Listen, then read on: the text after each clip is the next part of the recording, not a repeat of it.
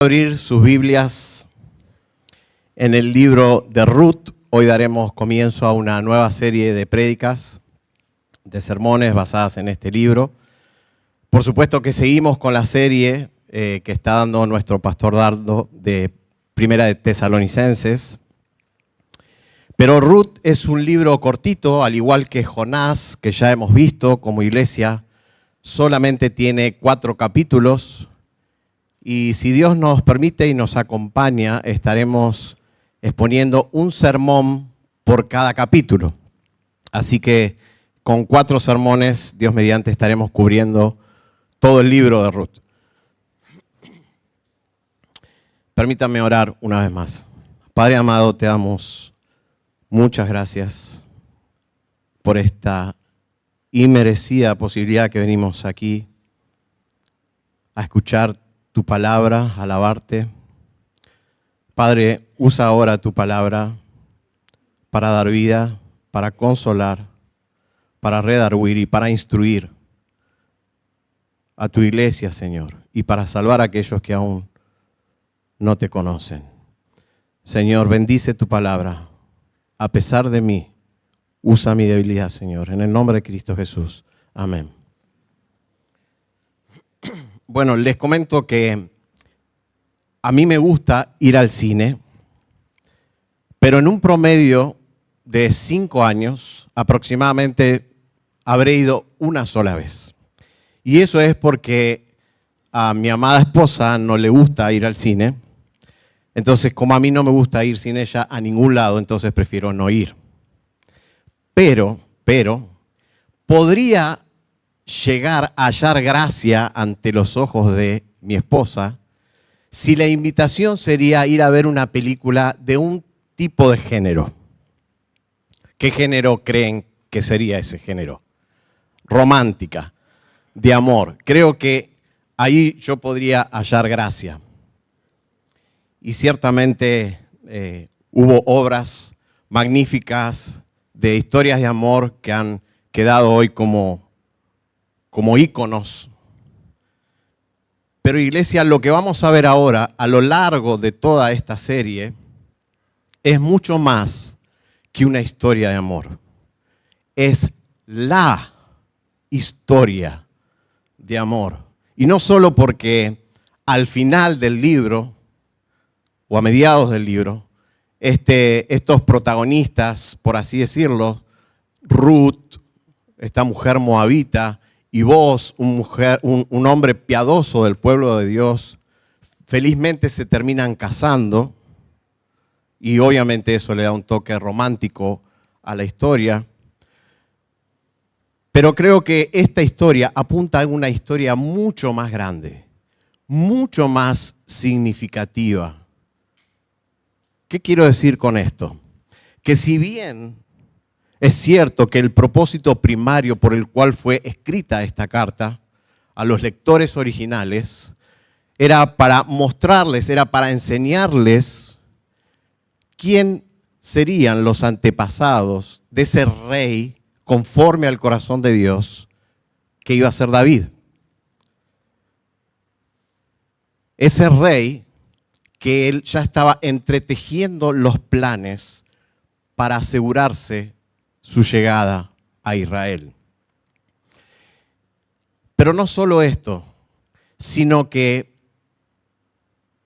¿cómo podemos nosotros saber que ese era el propósito primario por el cual fue escrita la carta? Bueno, porque la misma carta, al final del capítulo 4, hace un fuerte énfasis respecto de esto, de que de esta unión de Ruth y de Boaz iba a llegar aquel rey conforme al corazón de Dios. Y eso lo podemos ver en el último capítulo, versículo 17, que dice que el hijo que iba a nacer producto de esta unión se llamaba Obed. Y dice el 17, él es el padre de Isaí, padre de David. Y el autor vuelve a hacer un énfasis en el último versículo del libro, en el versículo 22. Y dice así, Obed, es decir, el hijo de Ruth y Boaz, el padre de Isaí, E Isaí, ¿quién fue? El padre de David. Quiere enseñarle a los lectores originales que es a través de esta historia de amor que ese rey iba a llegar. Pero iglesia, le decía que no creo que Dios haya simplemente querido incluir esta historia de amor para decirnos quiénes iban a ser los bisabuelos de David o para simplemente tener una linda historia de amor en la Biblia que cautive a los lectores. No, no creo eso. Ruth también es una pieza fundamental en el rompecabezas del árbol genealógico del Mesías, donde eso lo podemos ver en Mateo capítulo 1. Y sabemos también que es a través de todo el Antiguo Testamento que el mismo Señor se iba revelando a sí mismo progresivamente, pero también iba proveyendo todas las circunstancias para que se cumpla la promesa que le había hecho Abraham. Y era que llegue ese Redentor, ese Mesías, que a través de él todas las naciones de la tierra iban a ser bendecidas. Ruth es el preludio de esa gran historia de amor.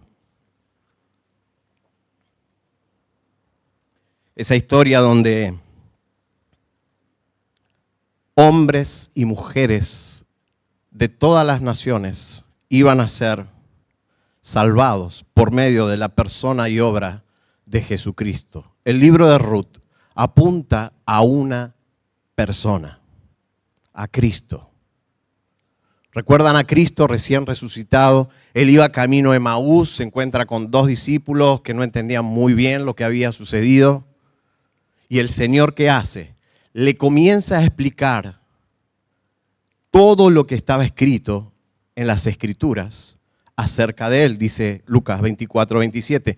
Comenzando por Moisés y continuando con todos los profetas, les explicó lo referente a él en todas las Escrituras. Y todas las escrituras hasta ese momento era el Antiguo Testamento. Y él les estaba explicando cómo todos los libros del Antiguo Testamento apuntaban a él, incluido Ruth. Ahora hay algo interesante en el libro de Ruth, y es que los nombres que se utilizan en varias ocasiones, pareciera que el autor los utilice como una ironía, y ya van a ver por qué les digo esto cuando nos adentremos al texto.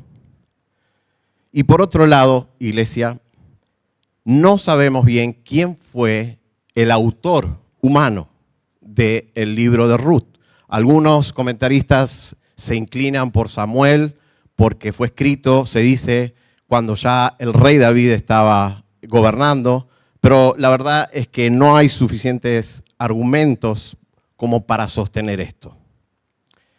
Así que habiendo hecho una pequeña introducción del libro de Ruth, yo les invito a que abran sus ojos, oídos espirituales para recibir una historia no de Hollywood, no que podemos encontrar en el cine, sino una historia verídica, con personajes verídicos, con sucesos que acontecieron en algún momento de la historia y con el autor más exitoso de todos los tiempos, el Espíritu de Dios a través de su palabra. Así que, hermanos, hoy vamos a ver en el capítulo 1, el capítulo que hoy vamos a ver, cómo Dios providencialmente, para asegurar el nacimiento de ese rey David y para que luego a través suyo finalmente venga el Rey de Reyes y Señor de Señores, nuestro Señor Jesucristo, Él comienza a obrar en una familia de Belén completamente insignificante, ordinaria, común. Y veremos cómo detrás de cada suceso, de cada detalle, cada acontecimiento que ocurre en los integrantes de esta familia, está Dios obrando y moviendo los hilos de la providencia para llevar a cabo sus propósitos. De ahí el título del sermón, el hilo invisible de la providencia del Señor. Y antes de adentrarnos ya al tema, creí conveniente que recordemos el concepto, el significado de lo que es la providencia. Y encontré este significado, este concepto, que es cortito, pero me pareció sumamente completo y claro. La providencia de Dios es que Él cuida y gobierna todas las cosas en el universo. Se refiere a la idea de que nada ocurre por casualidad, nada, sino que todo está bajo el control y cuidado soberano y amoroso de Dios. Esto incluye tanto los eventos grandes como los pequeños e insignificantes detalles de la vida. Y ahora sí vamos a dar el bosquejo. El bosquejo de este sermón son 3 puntos. El primer punto es la providencia del Señor en la aflicción, versículos 1 al 5. Luego veremos la providencia del Señor en la salvación, versículos 6 al 19. Y por último, veremos la amargura como consecuencia de un mal entendimiento de la providencia. Versículos 20 al 22. Aunque el 22 en realidad no habla de la amargura, sino de una luz de esperanza que deja el autor ahí al finalizar el libro. Así que comencemos con la providencia del Señor en la aflicción. Vamos a leer la primera parte del versículo 1, porque esa primera parte nos va a poner en contexto y nos va a ubicar no solo el lugar, sino lo que estaba sucediendo en ese momento. Versículo 1, primera parte.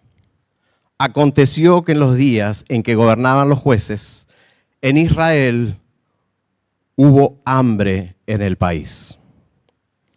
Si se fijan, hermanos, el libro de Jueces está anterior al libro de Ruth. Y aunque Ruth esté posterior al libro de Jueces, lo que dice este versículo es que esta historia de Ruth sucede en el tiempo de los jueces. Es decir, esta historia no es posterior al libro de los jueces. Esta historia está inmersa en el libro de Jueces. Es durante ese periodo. Y para entender lo que va a venir necesitamos recordar cómo se vivía en esos días de los jueces. Y había algo que caracterizaba toda esta época. Y esa época era una época de gran apostasía espiritual. Si uno pudiera dibujar esa época, podría ser una espiral que se dibuja y que va de mal en peor, decayendo. Y si fuera una canción esa época, el estribillo que suena a lo largo de todo el libro es lo que encontramos en el último versículo de Jueces. Jueces 21 al 25, si me acompañan.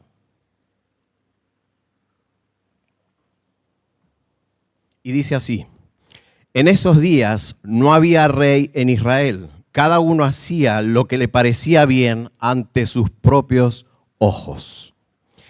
Esta frase se repite 4 veces a lo largo de todo el libro de Jueces. Y Jueces comienza con la muerte de su líder, del líder, de Josué. Cuando muere Josué, el pueblo se descarría.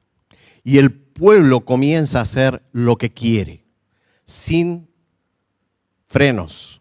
Por eso es que el estribillo de esta canción, cada uno hacía lo que bien le parecía ante sus ojos. Y esto mismo que pasaba, era la evidencia que le faltaba a ese pueblo. Un rey que los gobernase, que los guiase. Y es por eso mismo que Dios, en medio de esta historia de apostasía, comienza providencialmente a obrar sin que nadie se entere con esta familia. En medio del libro de los jueces, en medio de esa época. para finalmente traer ese rey que los guíe. El ciclo de esa época de los jueces era este. El pueblo se separaba de Dios, cada uno hacía lo que bien le parecía. Dios enviaba pueblos paganos, naciones paganas, para oprimir al pueblo, cerraba los cielos, había sequía. La idea era que el pueblo se arrepienta, que abandone sus caminos. Finalmente el pueblo se arrepentía, clamaba y Dios, y gracias a Dios, en su infinita misericordia, ¿qué hacía? Enviaba un juez para liberarlos de la opresión y ellos finalmente tenían paz. Pero esa paz duraba la vida del juez. En cuanto el juez moría, el pueblo de Israel volvía a la apostasía.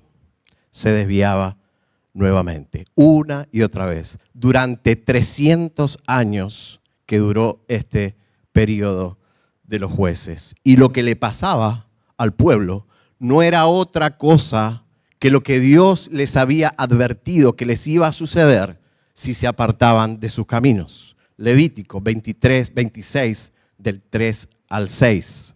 Si andan en mis estatutos y guardan mis mandamientos para ponerlos por obra, yo les daré lluvias en su tiempo, de manera que la tierra dará sus productos y los árboles del campo darán su fruto. Ciertamente su trilla les dará hasta la vendimia y la vendimia hasta el tiempo de la siembra. Comerán pues su pan hasta que se sacien y habitarán seguros en su tierra. Daré paz en la tierra para que duerman sin que nadie los atemorice. ¿Qué pasaba cuando se desviaban? Justamente todo lo contrario. Dios hacía eso para que el pueblo se arrepienta y se vuelva de sus caminos. Así que, volviendo a la primera parte, ¿qué estaba ocurriendo en ese momento? Dice, en Israel hubo hambre en el país. Y ahora, en medio de esta crisis, de esta hambruna, se nos presenta a una familia tipo de Belén. Y sigue diciendo la segunda parte del primer versículo. Y un hombre de Belén, de Judá, fue a residir a los campos de Moab con su mujer y sus 2 hijos. Versículo 2. Aquel hombre se llamaba Elimelec y su mujer se llamaba Noemí. Los nombres de sus 2 hijos eran Malón y Kelión, efrateos de Belén de Judá. Y llegaron a los campos de Moab y allí se quedaron. Entonces, esta familia que vivía en Belén, una ciudad que Dios había prometido darle a su pueblo y que se suponía que de esta tierra iba a manar leche y miel, ahora Dios había cerrado los cielos para que no haya fruto en la tierra. Y acá es donde le decía que comenzamos a ver cómo los significados de los nombres parecen ser una ironía. Porque ¿qué significa Belén en hebreo? Significa casa de pan. Y la ironía era esta, que en la casa de pan no había pan. ¿Qué había? Escasez, desesperación, desconsuelo. ¿Y qué decide hacer este hombre frente a esta desesperada situación, ante la circunstancia? Él estaba a cargo de su familia. ¿Qué decide hacer? Dice, fue a residir en los campos de Moab con su mujer y sus 2 hijos. Pero esta hambruna, Dios, que había providencialmente permitido, era para llevar al pueblo y a esta familia también que pertenecía al pueblo, al arrepentimiento, pidiendo que Dios restaure las cosas. Pero Elimelec deja los campos de Moab para irse a deja los campos de Belén para irse a los campos de Moab. Y actuando Elimelec como un hombre de la época, como bien le pareció, como él creyó conveniente. Y es importante aclarar algo, que la partida de Elimelec junto a su familia de Belén hacia Moab por la escasez, por la hambruna, no es lo mismo que sería hoy en día cuando un hombre o una familia decide emigrar a otro país en busca de nuevas oportunidades o mejores oportunidades. No es esto lo que estaba ocurriendo. En este tiempo Dios había prometido bendecir esa tierra y su presencia había prometido a su pueblo que iba a estar en ese lugar, en Israel, en la tierra prometida. Moab era el peor lugar donde un israelita podía ir a buscar pan. Era el peor lugar. De hecho, Dios había dejado específicamente instrucciones de que con esa nación pagana el pueblo no tenía nada que hacer. Nada que hacer. ¿Y por qué? ¿Por qué razón? Deuteronomio 23, 4 al 5. Porque no fueron al encuentro de ustedes con pan y agua en el camino cuando salieron de Egipto, y porque alquilaron contra ti a Balaam, hijo de Beor de Petor, en Mesopotamia, para maldecirte. Moab era un pueblo descendiente de Sodoma. No sé si recuerdan, Sodoma y Gomorra, lo que era Sodoma y Gomorra. Pero no solo eso, sino que su Dios, el Dios al cual los moabitas adoraban, requería el sacrificio de los hijos. Una aberración completa. Dios expresamente había dado órdenes que no tenían nada que hacer con esa nación. La decisión de ir a buscar pan a una nación donde les había negado el pan, donde expresamente Dios había dejado en su palabra que no vayan, la desobedecía por completo. Era como ir a buscar pan y darle la espalda al Señor. Acá vemos otra ironía. Fíjense, ¿qué significa Elimelec? Dios es mi rey. Pero este hombre no actuó conforme a su nombre. Este hombre actuó como si él fuese el rey de su propia vida y el rey de su familia. Iglesia, y así actuamos nosotros cuando tomamos decisiones sin haber renovado nuestra mente con la palabra de Dios para saber cuál es su voluntad, la cual es buena, agradable y perfecta. ¿Cuántas veces nosotros actuamos de la misma manera que Elimelec? Y obviamente después padecemos las consecuencias y sufrimos. Como dice el pastor Miguel Núñez, tú pecas a tu manera, pero las consecuencias las elige Dios. Tú pecas a tu manera, pero tú regresas a la manera de Dios. Versículo 3. Y murió Elimelec, marido de Noemí, y quedó ella con sus 2 hijos. Ellos se casaron con 2 mujeres moabitas. El nombre de una era Orfa y el nombre de la otra Ruth. Y vivieron allí unos 10 años. Murieron también los 2, Malón y Kelión. Y la mujer quedó privada de sus 2 hijos y su marido. Entonces, a la aflicción original que ellos habían tenido, que era la hambruna de Belén, de su tierra, tener que irse a vivir a otra nación. Ahora esta mujer, Noemí, se encuentra con su primer tragedia y es la muerte de su esposo.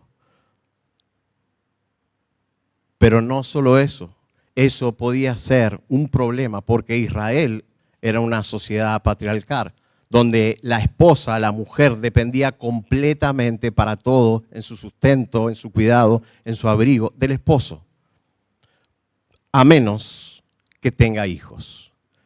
Entonces, al momento, a pesar de esta tragedia, Noemí todavía tenía esa protección. Pero no falta mucho, no pasa mucho, y vuelve a golpear en su casa la tragedia. Y mueren sus 2 hijos. Es por eso que Dios, muy cuidadosamente en su ley, deja el cuidado, deja detalladas instrucciones de cómo cuidar a las viudas. Vemos que tomaron decisiones sus hijos que no eran conforme tampoco a la voluntad de Dios, que actuaron igual que su padre cuando se fue. Si papá vino con nosotros, con su familia, a vivir acá, ¿por qué nosotros no podemos tener esposa, familia, crear familia acá, en esta tierra? Ellos se casan con 2 moabitas, con 2 personas que el Señor había prohibido que no contraigan matrimonio. Deuteronomio 7, del 3 al 4. No contraerás matrimonio con ellos. No darás tus hijas a sus hijos, no tomarás sus hijas para tus hijos, porque ellos apartarán a tus hijos de seguirme para servir a otros dioses. Entonces la ira del Señor se encenderá contra ti y Él pronto te destruirá. Así que luego de las 3 muertes, de los 3 velorios que esta mujer tiene que afrontar, dice el texto, la mujer quedó privada de sus 2 hijos y de su marido. Y otra aclaración acá importante, hermanos, no siempre tiene la misma correlación cuando uno es infiel al Señor o está en pecado, es que va a llegar a tu vida desgracias y calamidades. No siempre está esa correlación. El Señor también envía pruebas a nuestras vidas en el momento en que mejor estás leyendo tu Biblia, mejor estás en la iglesia sirviendo en todos los ministerios, estás predicándole a todo el mundo, estás siendo el mejor esposo, el mejor padre, y el Señor envía una prueba. Y una prueba. No siempre es así. Y el ejemplo que tenemos es Job. Job dice que era el hombre más justo que había, pero sin embargo el Señor le quitó todo. Sus hijos, sus riquezas. Así que tengamos cuidado cuando nosotros vemos a nuestros hermanos que están pasando por una aflicción. Ojo, habrá hecho algo. Algo habrá hecho. Hermanos, Dios le dijo a Job, intercede por tus amiguitos, porque si no, los mato. Ojo, hermanos. Nosotros, nuestros lentes, cuando viene la prueba, es lo que el Señor les enseñó a los discípulos ahí en Juan capítulo 9, cuando estos 2 discípulos, los discípulos le preguntaron al Señor, Señor, este ciego que nació de nacimiento, ¿pecó él o pecaron sus padres porque estaba ciego? Y la respuesta del Señor es la manera, nos enseña cómo nosotros tenemos que ponernos esos lentes cuando llega la prueba o cuando llega lo que el Señor decide enviar a nuestras vidas. Jesús les respondió, no pecó ni este ni sus padres, sino que está ciego para que las obras de Dios se manifiesten en él. Pero también es cierto que a veces llegan las pruebas y también es cierto que el Señor nos disciplina. Cuando nosotros, si somos hijos de Dios y caminamos y tenemos advertencias y no abandonamos nuestro caminar de la manera incorrecta, Dios, si nos ama, nos va a disciplinar. Dios nos va a disciplinar. Pero de todos modos, esa misma disciplina que manda el Señor para el creyente no deja de ser también una prueba.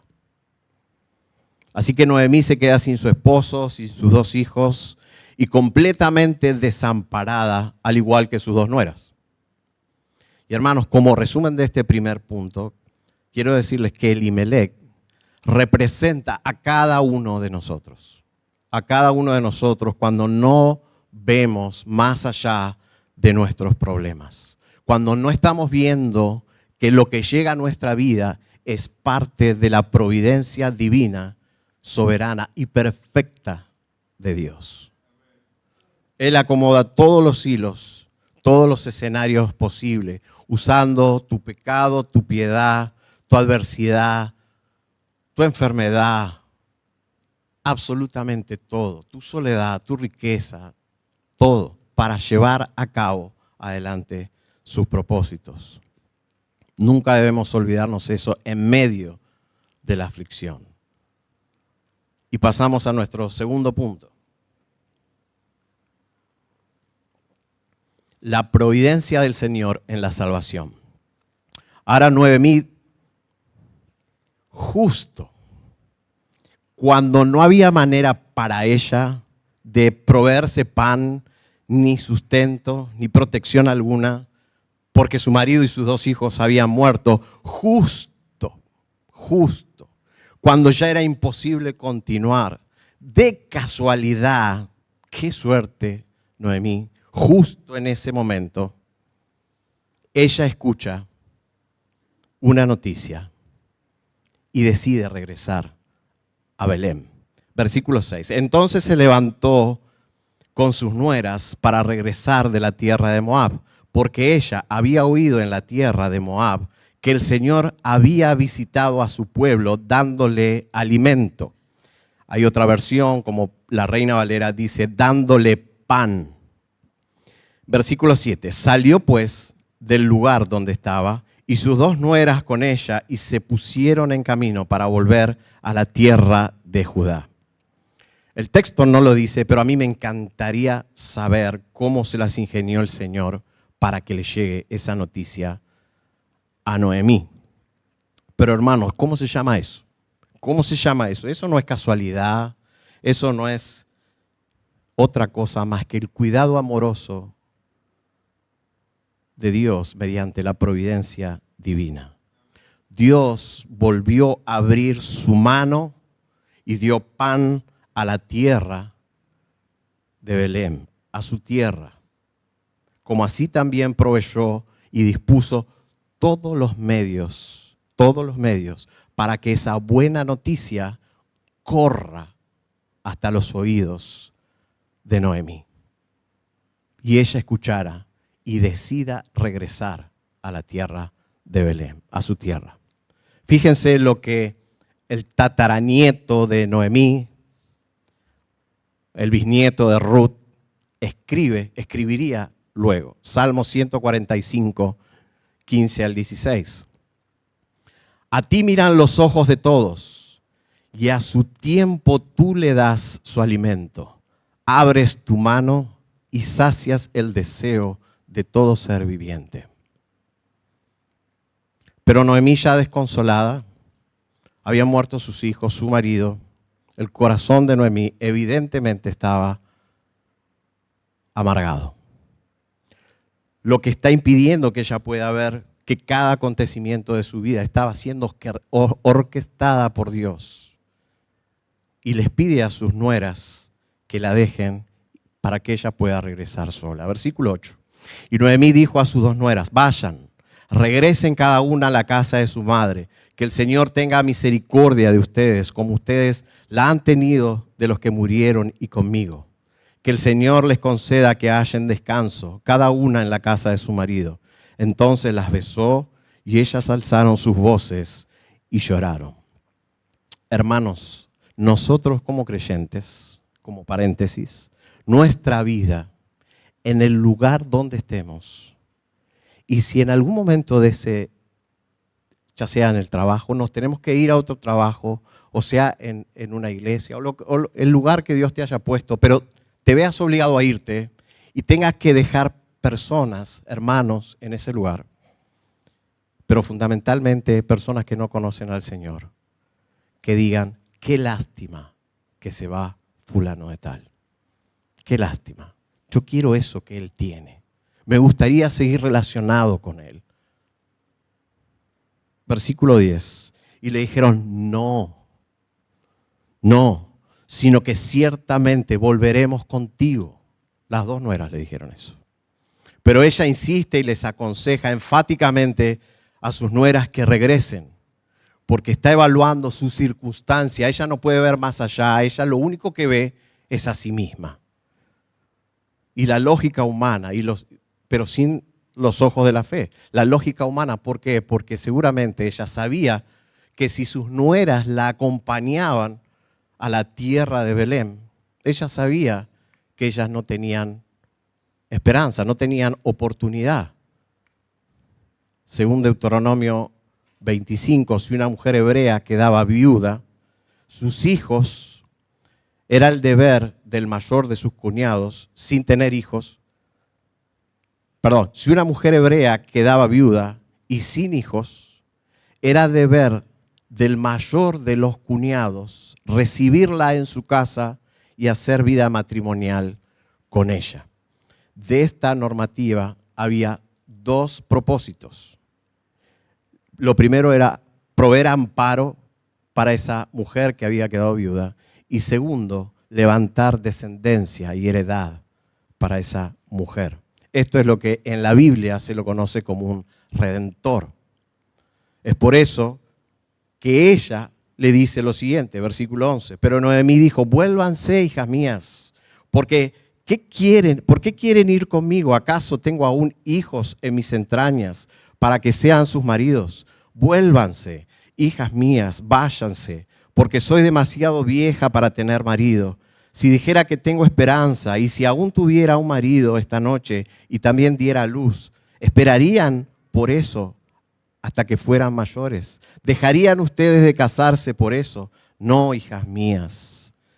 Por eso es más difícil para mí que para ustedes, pues la mano del Señor se ha levantado contra mí. Y ellas alzaron sus voces y lloraron otra vez. Y Orfa la besó a su suegra, pero Ruth se quedó. Con ese beso sabemos que Orfa vuelve a Moab. Y humanamente es una decisión correcta porque sabía lo que estaba escuchando a su suegra. Volvete, no tenés chance, si venís conmigo estás acabada. Humanamente la decisión de Orfa era correcta. Pero ella la besó y volvió a Moab. Volvió al mundo. Nunca más se supo nada de esta mujer. No era una decisión de fe. Orfa desaparece de la historia bíblica, pero dice que Ruth se quedó con ella. Ruth se quedó con ella. Claro, Noemí vuelve a insistirle a Ruth también que se quede. Ella solo podía hablar de lo que había en su corazón. ¿Y qué había en su corazón? Amargura, amargura. A pesar de estas terribles circunstancias que estaba viviendo ella, no podía ver más allá. Y hermanos, lo que ella está diciendo, lo que está pidiéndole a las nueras que hagan, de verdad era demasiado necio. Demasiado necio. Es como decirle, hijas mías, vayan, vuelvan al mundo, vuelvan a casarse, denle sus hijos al Dios al que ustedes adoran, mátenlos, en vez de decirle, vengan y refúgiense bajo las alas del Dios único y verdadero. Pero ella no podía ver eso. Ella lo único que veía era su circunstancia y hablaba de lo que había en su corazón. Y en su corazón había amargura. Y es por eso que podemos entender de alguna manera, a la luz de esta realidad, las palabras de Noemí. Versículo 15. Entonces Noemí le dijo, mira a tu cuñada, ha regresado a su pueblo, a sus dioses, vuelve tras tu cuñada. Ella no podía pensar más que en sí misma. Ahora, lo que jamás iba a imaginar Noemí es la obra soberana de Dios que había hecho el Señor en el corazón de Ruth. Nunca iba a imaginar eso. Para Ruth, las palabras de su suegra eran nada en ese momento. No podía convencerla para nada.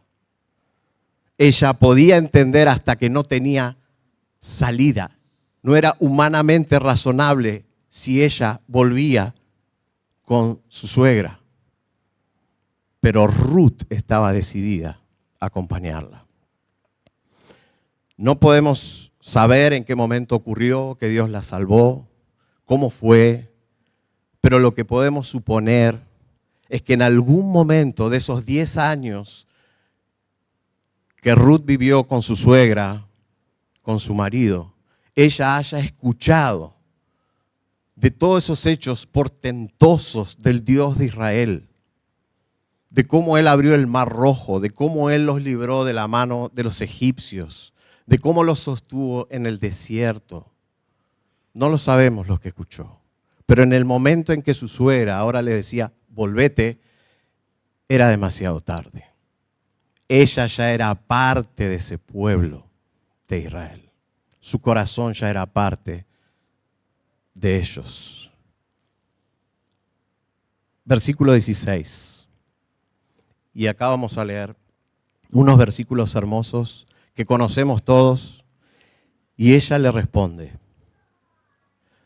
Pero Ruth le respondió, no insistas en que te deje o que te deje de seguir, porque a donde tú vayas yo iré, y a donde tú mores moraré.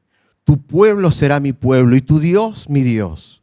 Donde tú mueras, allí moriré, y allí seré sepultada. Así haga el Señor conmigo, y aún peor, si algo excepto la muerte nos separa. Qué preciosa declaración. Se nota que es realmente una declaración no solo de palabras, sino de corazón. Esa afirmación de Ruth no está simplemente expresando un amor hacia su suegra, que de hecho sí tenía un amor leal y de pacto con su suegra, pero ella estaba diciendo, yo amo a tu Dios, amo a tu Dios. Sinclair Ferguson parafrasea la respuesta de Ruth y dice, él dice, Sinclair, escucha, he sido convertida, deja de insistirme en que regrese. ¿Me escuchaste? Me convertí. Eso era la idea que Ruth le estaba transmitiendo a Noemí. Ella ya había calculado el costo de ir. Y en el hebreo, literalmente, lo que dice es, Dios tuyo, Dios mío, tu gente, mi gente. Ruth no está prometiendo algo que va a ser como parece dar la idea al pasaje. Tu Dios será mi Dios, tu pueblo será mi pueblo. No, en el hebreo lo que está diciendo es, tu Dios ya es mi Dios. Tu pueblo ya es mi pueblo. No me pidas que no vaya a mi pueblo y que no vuelva a mi Dios. Esa es la idea. Así que me imagino la cara de Noemí cuando ve la decisión de su nuera tan tajante. Dice, bueno, ok, listo, no se hable más. Versículo 18. Al ver Noemí que Ruth estaba decidida a ir con ella, no le insistió más. Versículo 19. Caminaron pues las dos hasta que llegaron a Belén. Cuando llegaron a Belén, toda la ciudad se conmovió a causa de ellas. Y las mujeres decían, ¿no es esta Noemí? Hermanos, Dios no solo había orquestado providencialmente el destino de la familia que partió de Belén, que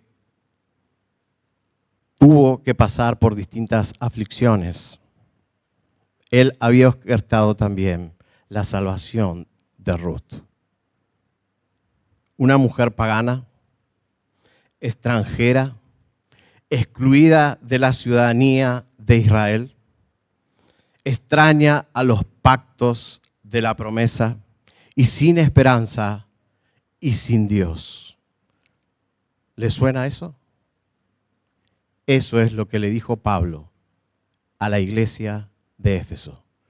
Eso es lo que nos ocurrió a nosotros, iglesia.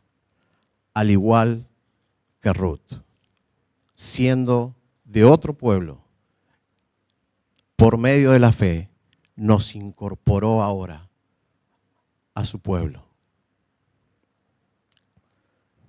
Hermanos, nuestra salvación, tu salvación, mi salvación, Dios la orquestó antes de la fundación del mundo y dispuso providencialmente todos los medios para que un día escuches las buenas noticias del Evangelio y lo creas.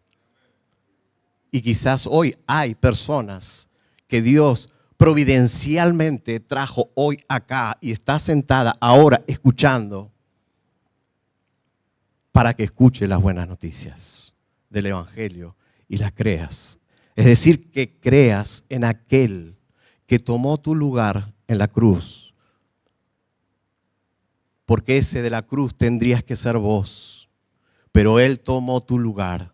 Dice la palabra de Dios que sin derramamiento de sangre no hay perdón de pecados. Y la sangre que se derramó fue la del Hijo de Dios. Él tomó tu lugar y absorbió el castigo que vos y yo merecíamos. Pero al tercer día resucitó, dando perdón de pecados y vida eterna y para interceder por su pueblo. Y ese es el Evangelio.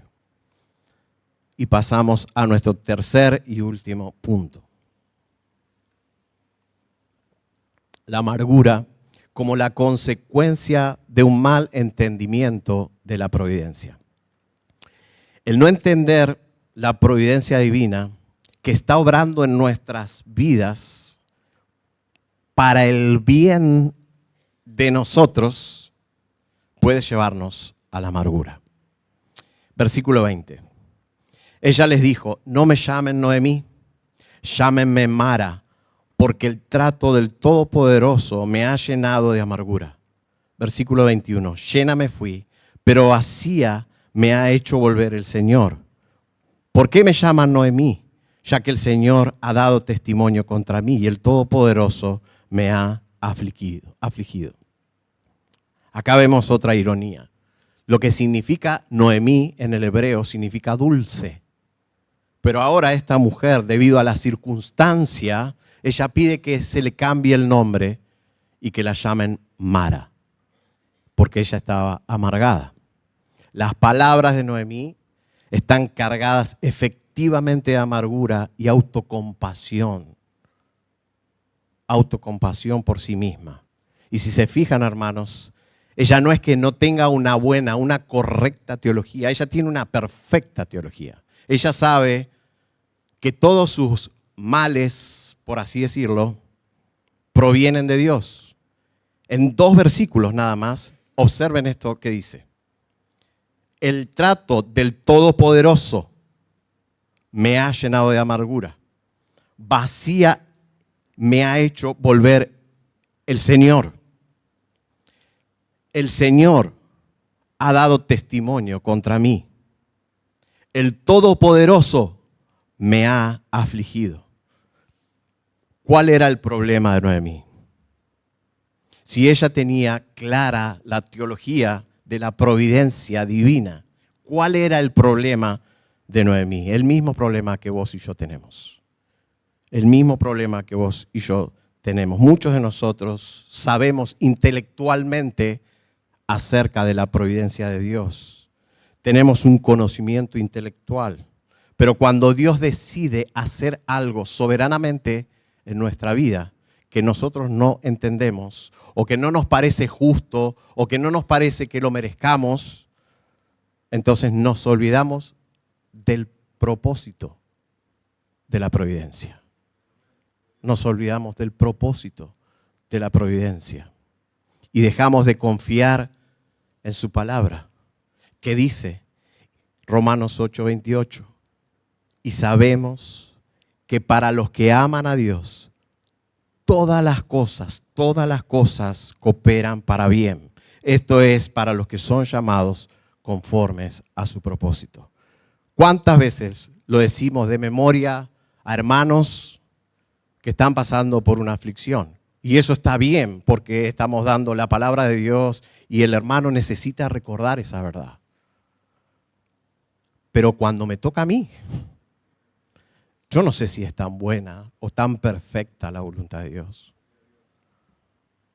Para mí es buena, pero no sé si es tan perfecta. En esos momentos, hermano, deja de mirarte. Deja de mirarte, porque no es a vos a quien tenés que mirar. Es a Cristo. Míralo a Cristo en la cruz. Y vas a ver qué pequeñito es tu dolor. Mira a Cristo en la cruz y vas a ver qué pequeñito que es tu dolor. Míralo a Él crucificado. Y el capítulo 1 finaliza con un rayo de esperanza para estas dos mujeres, para Ruth y Noemí. Versículo 22. Y volvió Noemí y con ella su nuera Ruth, la moabita, regresando así de los campos de Moab, llegaron a Belén al comienzo de la siega de la cebada. Qué casualidad, qué justo, qué suerte.